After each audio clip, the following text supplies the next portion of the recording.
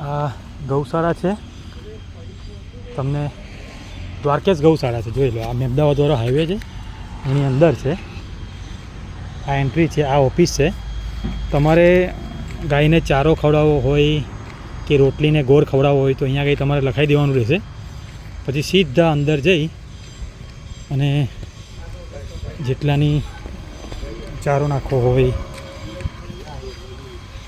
કે પછી ઘાસ ખવડાવવું હોય એ બધું તમારે લખાઈ દેવાનું. આ ઘરમાં રોટલી અને ગોળ છે. જો બહેનો તાજી રોટલી બનાવી રહ્યા છે. આ રીતનું છે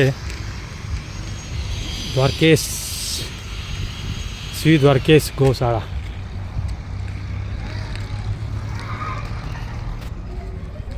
તો તમે જોઈ શકો છો.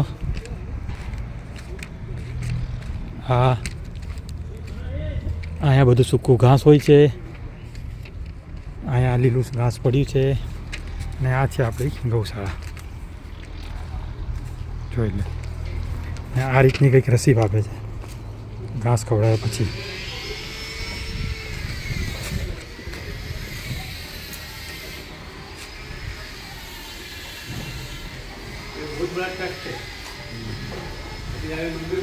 જોઈ લો, આ છે ગૌશાળા.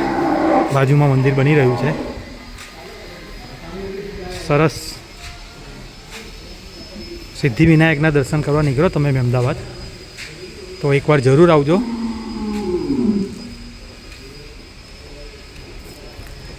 જય ગાય માતા.